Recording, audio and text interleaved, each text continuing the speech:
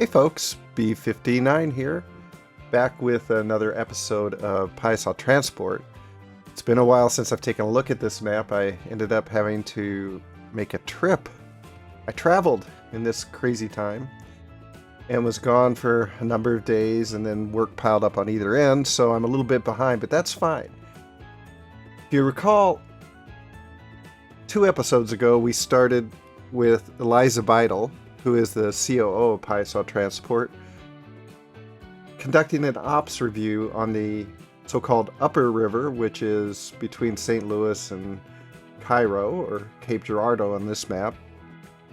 And she's going down the river, meeting with the branch line managers, and getting an idea overall on how Paisaw Transport can improve its lines, improve its equipment, be more efficient, and make even more money.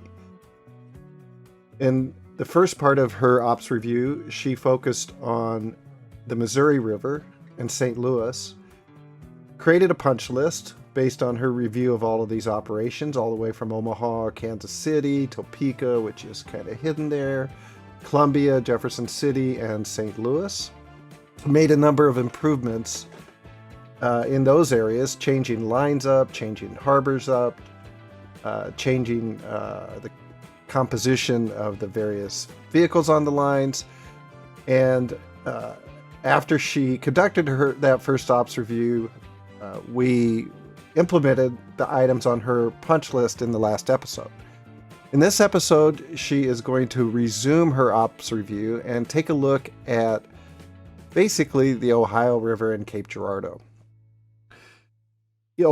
Just as a little background on this, I think one of the reasons I wanted to do this ops review is that we've really built out a pretty large network now, encompassing all of the major tributaries of the Mississippi River south of St. Louis.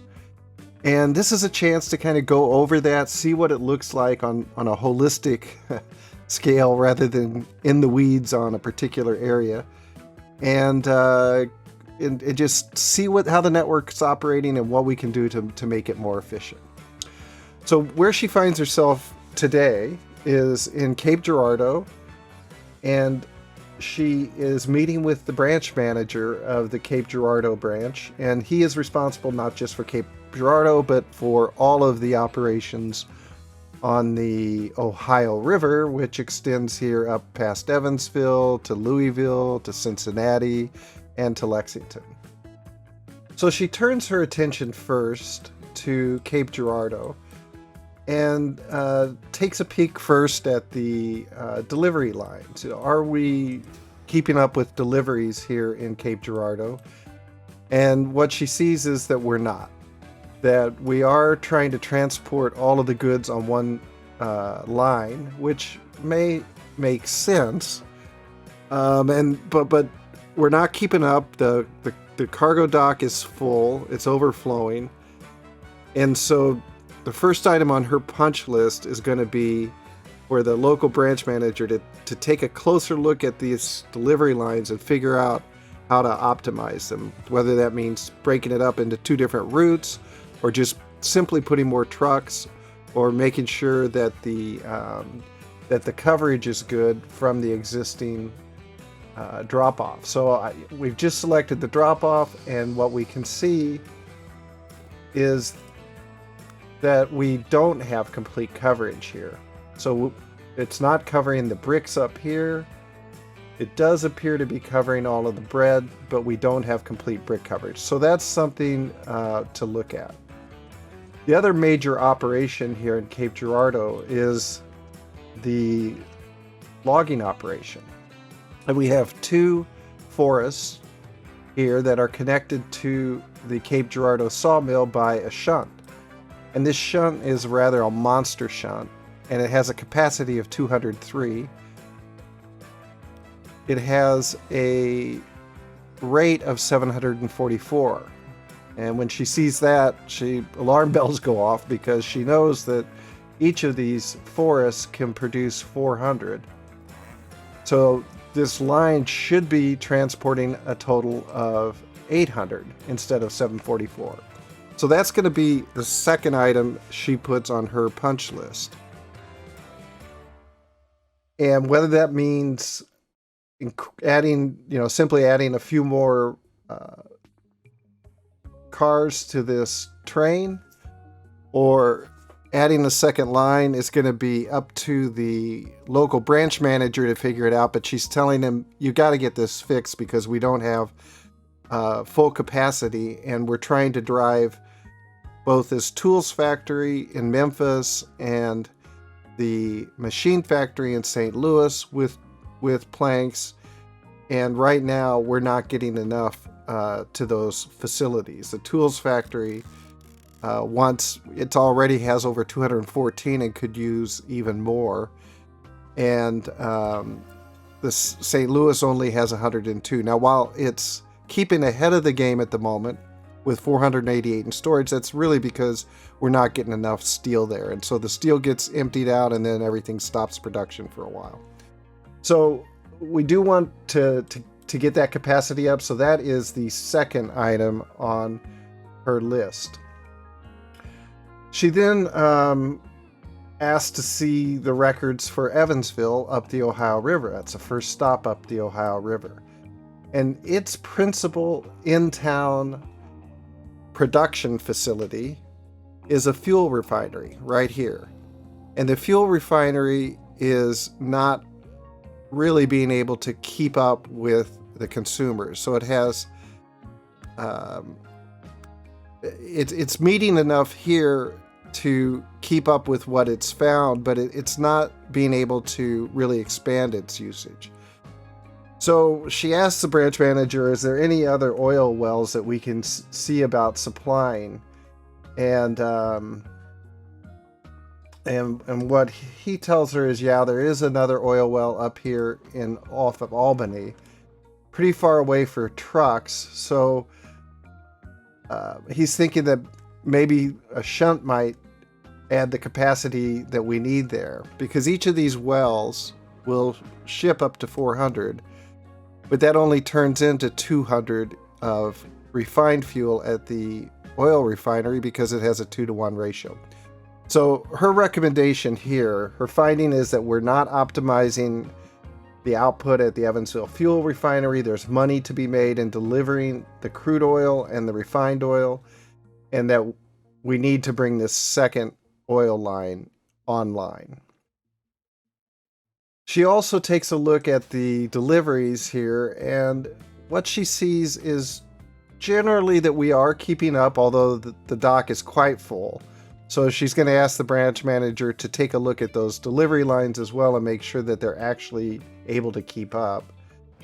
And then she's also taking a look at the whether we're meeting all of the capacity, all of the needs. And it looks like today we are. There might be a couple here that aren't getting it, but is there any chance they're getting it from the warehouse? And it looks like they are. So they don't even need to have a delivery right there. So we don't need to change our drop-off spot, but we probably do need to add a couple of trucks there. She does note, however, when she takes a look at the wharf, that we're really not keeping up with our cargo shipments.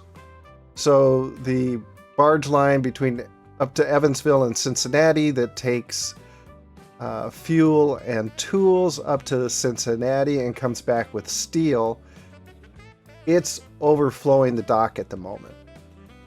And similarly, the line that's running from Evansville to St. Louis, which is delivering steel to St. Louis, is also running out of space and not being able to keep up. Now, the Evansville and St. Louis one, we can probably fix just with boats alone, but we might want to, given the length of the line and how kind of erratic the boats are coming in and out on that line, we may want to go ahead and make that a larger dock as well in order to let it go over the capacity of 70 without losing any goods. And then if you get a run of several boats coming in at once, it can keep up. So her recommendation here is to look into redesigning this harbor and make it more efficient. We don't want boats clogging up here and waiting to get into the docks because there's multiple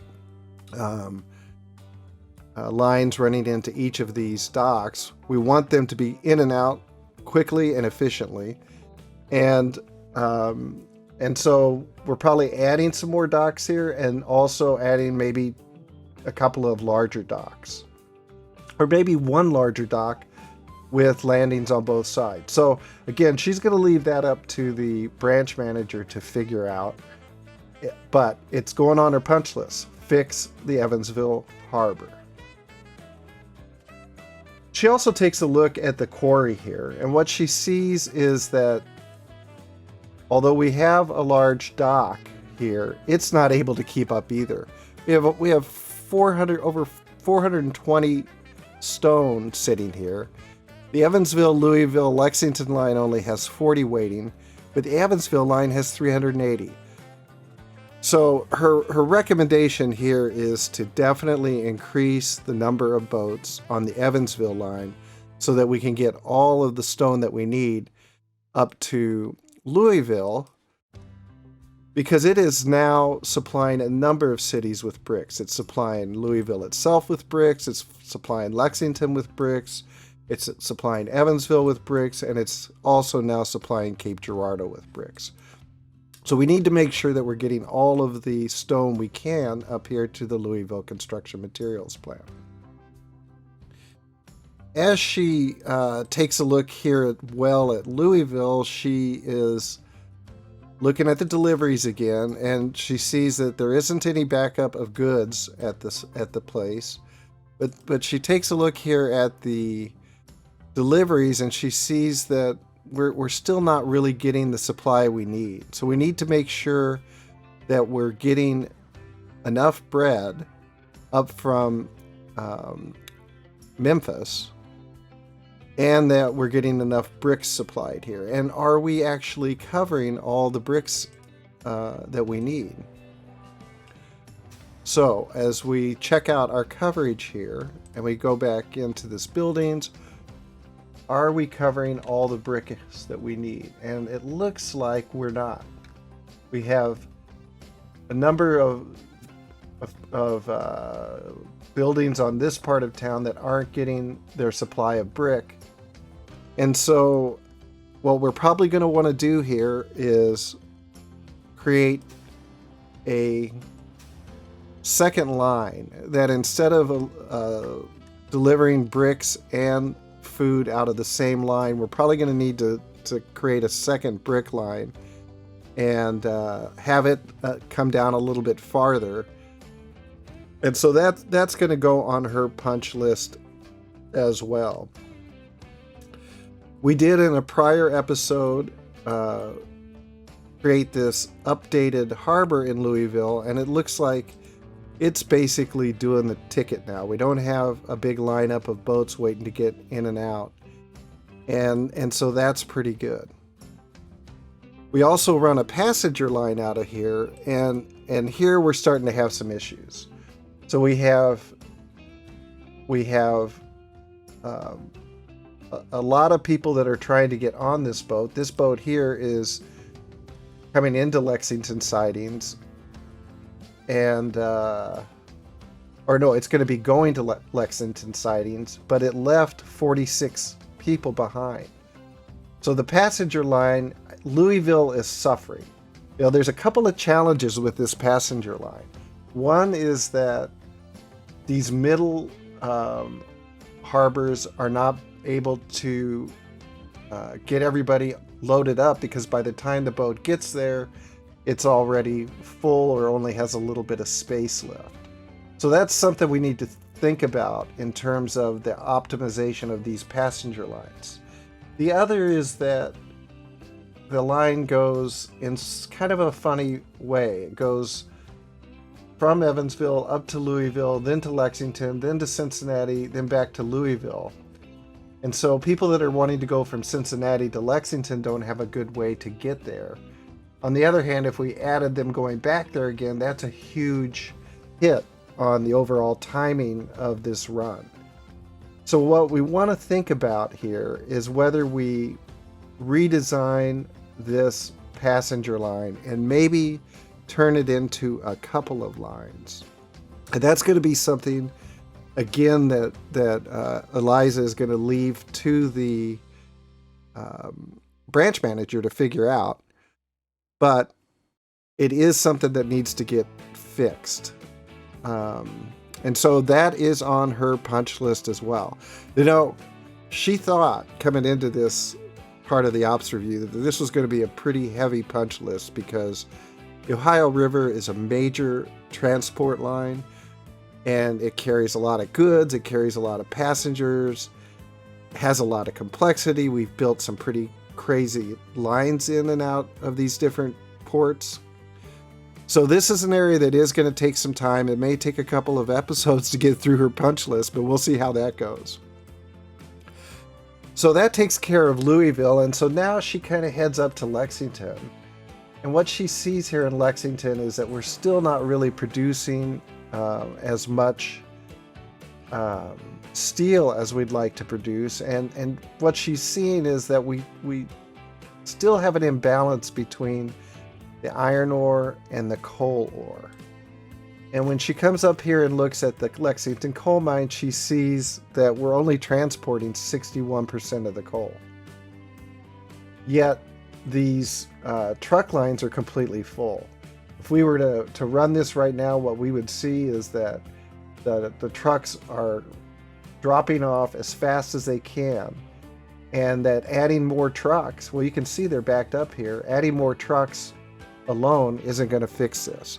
So this is going to take some creative thinking. She has some conversation with the branch manager about it. They kick around some ideas. One idea he has is to create a second line, and Eliza thinks that's a pretty creative idea. She's a little bit curious about how that would work given how crowded this road is already. So, she wants him to think about that. She wants to think about whether there should be a second cargo station up here to help facilitate the smooth movement of goods, whether we need a second drop-off, or maybe just a drop-off on the other side of the street. So those are things that she's going to leave to the discretion of the branch manager to figure out, but it's a major problem, and it has to be fixed if we're going to increase the production of steel in Lexington. In terms of the delivery of goods in Lexington, we see that we're getting 80% of the bricks we need, which is pretty good, and 60% of the bread. We also see that we have plenty of trucks on the line, everything is getting delivered, and when we look at the coverage of the drop-off, which is, here, no crud, here, that we really don't have complete coverage here. So we have some bricks over here that aren't getting covered, and we have some bread over here that isn't getting covered. So again, here's another delivery line that needs to be optimized. The city was able to get by initially with just a single line delivering both bread and bricks, but the city has grown. The demand has grown, and so she's going to ask the branch manager to take a look at that line as well and see about optimizing it to make sure that we're getting complete coverage in the city of Lexington. And then finally, she turns to Cincinnati. And what she sees here, first of all, is that Cincinnati does have a steel mill. And it's not transporting everything. So that might be a problem in this barge line between Evansville and Cincinnati. We saw at the other end it wasn't keeping up there, so we might need to add another boat there. But it also isn't getting all of the ore it needs to operate at full production. So it could operate at 200, which requires 800 of all of the different kinds of ore. But our current line, our current ore shunt, can only supply 346, not even half. So this is one, she's either going to have to make a train that's twice as long, which probably doesn't make any sense, or they're going to probably have to add a second line to come in here and drop off the ore. So again, the details she's leaving to the branch manager, but she's telling them we've got to get this optimized. There's a chance to make more money by shipping more ore. So this is going on the punch list too. She then takes a look at the passenger harbor and sees that there are 222 people.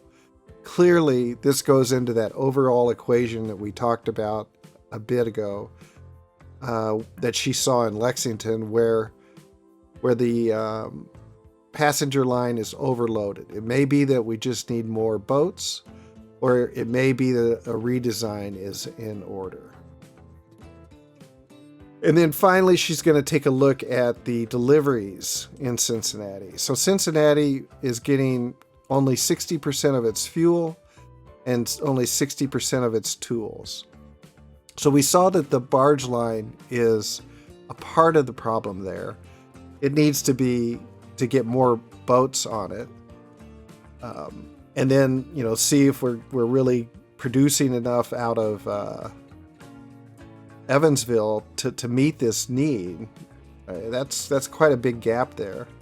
But let's also take a quick look at the coverage and make sure that we've got a drop-off that's hitting everything that we need it to. And it looks like it is for the fuel, except for these right here. And in terms of, and then it's not hitting these either out here. And it's also not hitting these tools altogether either. So we're probably going to need to split this up again into two different lines, and one for tools and one for fuel, and get the drop-offs optimized so that we have full coverage. We could also check, and she does, to see whether we have coverage of these fuel buildings from the harbor. But when she clicks on the harbor, she sees, or looks at the harbor's records, she sees that no, there is not any ability to deliver to these buildings. So that is a pretty big punch list. It's a lot of work she's left for the branch manager. But fortunately for Eliza, she doesn't have to do that work. All she has to do now is hop on the boat again, and we see her here. And let's see, I think her friend Samuel Clemens is here as well. So they're going to get back on the boat here and head down the river, and see what they have to say. The boat trip is kind of the fun part of the journey for Eliza, because she gets to relax a bit, and she's been very fortunate in finding out that Samuel Clemens is along on this trip as well. And we've talked quite a bit about on this series about Clemens' book, Life on the Mississippi. And he did write that in the early 1880s, after the Civil War. And he came back to the Mississippi River area, St. Louis initially, and then is traveling by riverboat down to New Orleans. And so it's a great opportunity for Eliza to get to meet him and to hear some of his stories from his days on the Mississippi River. As she settles into the boat, she heads up to the pilot house as usual, and there she finds Samuel Clemens, as always, sitting and chatting it up with Horace, the pilot of this boat. And as we can also see, the instructions that she gave around improving the maintenance on our passenger boats in particular is already taking hold. People want to make sure that Eliza is happy. And when they heard she was disgusted by the condition of the boats, they got right on that. When she enters the pilot house, Samuel and Horace give her a brief nod and barely acknowledging her entry. They're deep in conversation as they head down to Memphis from Cape Girardeau. Samuel is telling the story of his brother Henry. Henry and Samuel were on the same boat, the Pennsylvania, and Clemens got into a fight with the pilot on that boat and was left behind. Clemens says to Horace, the pilot, "The night before the Pennsylvania left, Henry and I sat chatting on a freight pile on the levee till midnight. The subject of the chat mainly was one which I think we had not exploited before, steamboat disasters. One was then on its way to us, little as we suspected it. The water which was to make the steam which would cause it was washing past some point 1,500 miles up the river while we talked, but it would arrive at the right time and the right place. We doubted if persons not clothed with authority were of much use in cases of disaster and attendant panic. Still, they might be of some use, so we decided that if a disaster ever fell within our experience, we would at least stick to the boat and give such minor service as chance might throw in the way. Henry remembered this afterward when the disaster came and acted accordingly. The Lacey, the boat Clemens joined after being tossed off the Pennsylvania, started up the river 2 days behind the Pennsylvania. We touched at Greenville, Mississippi a couple of days out, and somebody shouted, "The Pennsylvania is blown up at Ship Island and 150 lives lost." At Napoleon, Arkansas, the same evening, we got an extra issued by a Memphis paper which gave us some particulars. It mentioned my brother and said he was not hurt. Further up the river, we got a later extra. My brother was again mentioned, but this time as being hurt beyond help. We did not get full details of the catastrophe until we reached Memphis. This is the sorrowful story. It was 6 o'clock on a hot summer morning. The Pennsylvania was creeping along north of Ship Island, about 60 miles below Memphis on a half-head of steam, towing a wood flat which was fast being emptied. George Ealer was in the pilot house alone, I think. The second engineer and a striker had the watch in the engine room. The second mate had the watch on deck. George Black, Mr. Wood, and my brother, clerks, were asleep, as were also Brown and the head engineer, the carpenter, the chief mate, and one striker. Captain Kleinfelter was in the barber's chair, and the barber was preparing to shave him. There were a good many passengers, cabin passengers aboard, and 300 or 400 deck passengers, so it was said at the time, and not very many of them were astir. The wood being nearly all out of the flat now, Ealer rang to come ahead full steam, and the next moment 4 of the 8 boilers exploded with a thunderous crash, and the whole forward third of the boat was hoisted toward the sky. The main part of the mass, with the chimneys, dropped upon the boat again, a mountain of riddled and chaotic rubbish, and then, after a little, fire broke out. Many people were flung to considerable distances and fell in the river. Among these were Mr. Wood and my brother and the carpenter. The carpenter was still stretched upon his mattress when he struck the water 75 feet from the boat. Brown, the pilot, and George Black, chief clerk, were never seen or heard of after the explosion. The barber's chair, with Captain Kleinfelter in it and unhurt, was left with its back overhanging vacancy.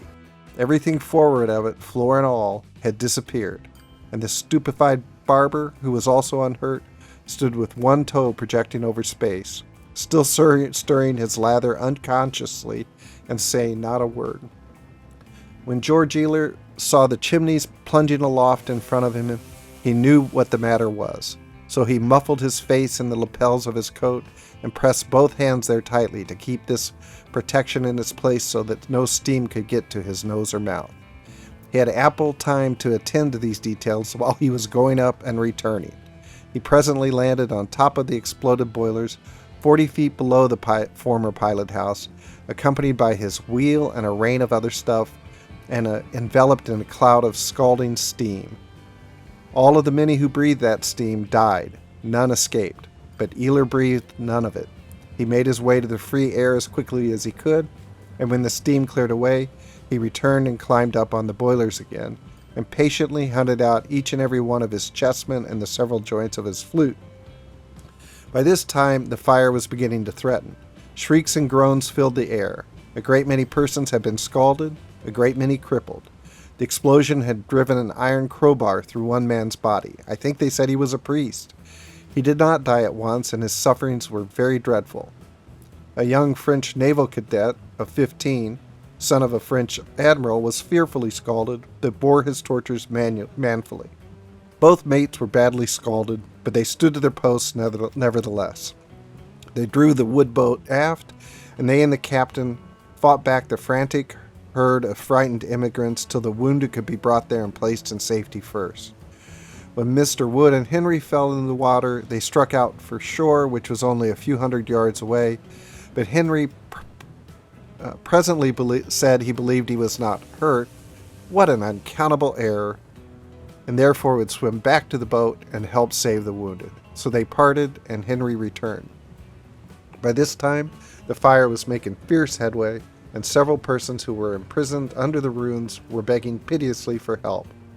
All efforts to conquer the fire proved fruitless, so the buckets were presently thrown aside, and the officers fell to with axes and tried to cut the prisoners out. A striker was one of the captives. He said he was not injured but could not free himself, and when he saw that the fire was likely to drive away the workers, he begged that someone would shoot him and thus save him from the more dreadful death. The fire did drive the axemen away, and they had to listen helpless to this poor fellow's supplications till the flames ended his miseries. The fire drove all into the wood flat that could be accommodated there. It was cut adrift then, and it and the burning steamer floated down the river toward Ship Island. They moored the flat at the head of the island, and there, unsheltered from the blazing sun, the half-naked occupants had to remain without food or stimulants or help for their hurts during the rest of the day. A steamer came along finally and carried the unfortunates to Memphis, and there the most lavish assistance was at once forthcoming. By this time, Henry was insensible. The physicians examined his injuries and saw that they were fatal, and naturally turned their main attention to the patients who could be saved. 40 of the wounded were placed upon pallets on the floor of a great public hall, and among these was Henry. There the ladies of Memphis came every day with flowers, fruits, and dainties, and delicacies of all kinds, and there they remained and nursed the wounded. All the physicians stood watches there, and all the medical students, and the rest of the town furnished money or whatever else was needed. And Memphis knew how to do all these things well, for many a disaster like the Pennsylvania's had happened near her doors, and she was experienced above all other cities on the river in the gracious office of the Good Samaritan. Clemens went on to tell Horace how the people who had been on the edge of death were sneakily taken out of the hall to the death room. And he goes on to say that Dr. Peyton, a principal physician and rich in all the attributes that go to constitute high and flawless character, did all that educated judgment and trained skill could do for Henry. But, as the newspapers had said in the beginning, his hurts were past help. On the evening of the 6th day, his wandering mind busied itself with matters far away, and his nerveless fingers picked at his coverlet. His hour had struck. We bore him to the death room. Poor boy. Thank you for joining me again for another episode of Piesaw Transport. I leave you here now and look forward to seeing you again next time.